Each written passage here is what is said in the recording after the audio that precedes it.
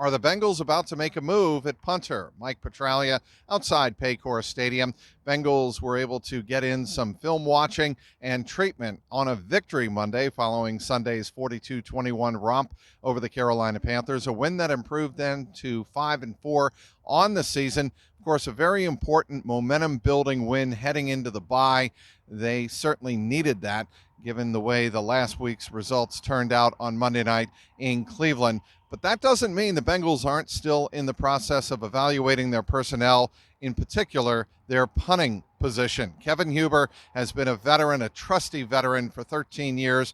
At the start of this year, of course, I think everybody recalls him setting the new Bengal games played record, breaking that of Ken Riley for many years in a Bengals uniform. But Kevin Huber, besides that record, has not had much to really savor in this 2022 season. It's been a struggle, especially in the last couple of weeks.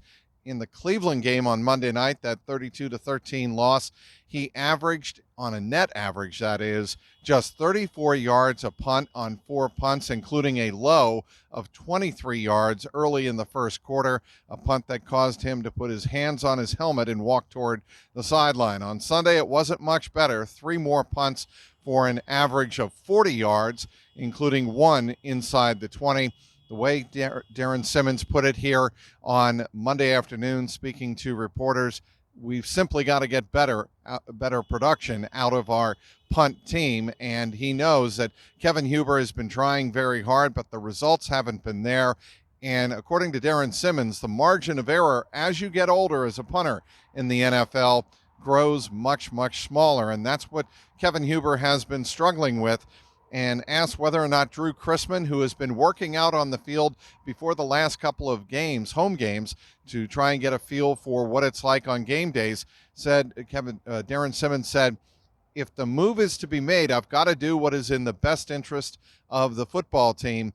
And so far, in the last several weeks at least, Kevin Huber has not been able to flip the field the way the Bengals certainly would like to. They need better production out of the punt team. There's no question about that, especially as they move into the colder weather games, certainly in November and December. They're going to have to be able to flip the field when they can't always convert first down. So that is a matter to be worth watching throughout the week and heading into next week as the Bengals get ready to play in Pittsburgh on Sunday Night Football.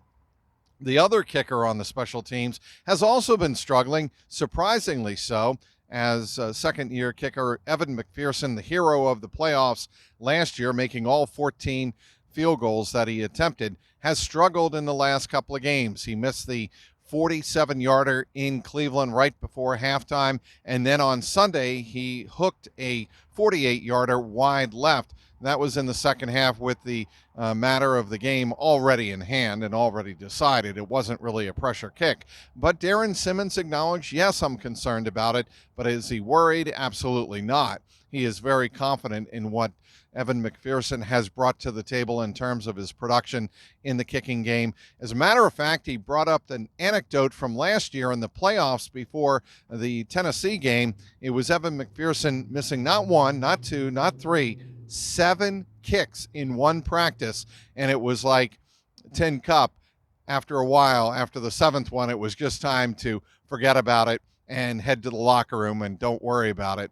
And he didn't worry about it, said Darren Simmons before that playoff game. And sure enough, it was Evan McPherson coming up with 4 big field goals, including the game winner at the gun. So, yes, there's concern about Evan McPherson missing a couple of field goals here in the middle of the season.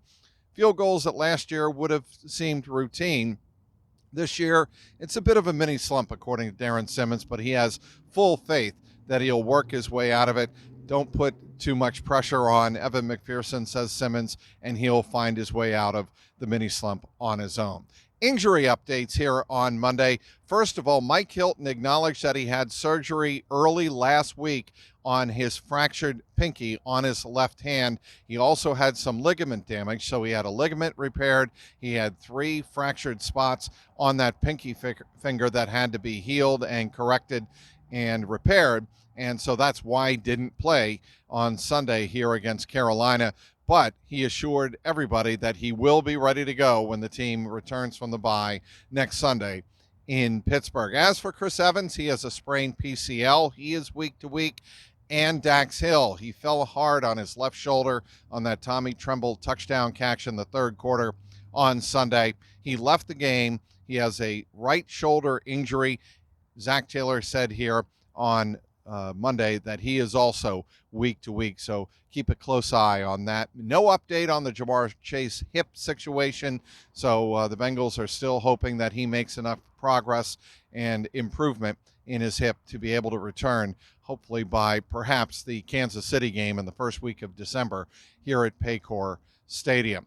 Well, the Bengals will have one more practice. It'll be essentially a walkthrough at the IEL indoor facility on Tuesday, and then it's 5 days to enjoy the week off and get ready to come back and get ready for the Pittsburgh Steelers on November 20th. Be sure to follow all of my coverage on Twitter at Trags, Trags, and also online at clnsmedia.com.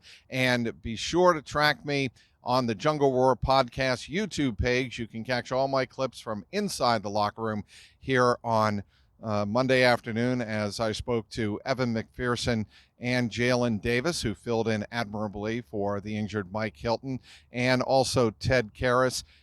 Very eventful day inside the Bengals locker room. All of that material is up on the Jungle Roar YouTube podcast page. Want to hear all of your comments, good, bad, and indifferent. Outside Paycor Stadium, Mike Petraglia, CLNS Media.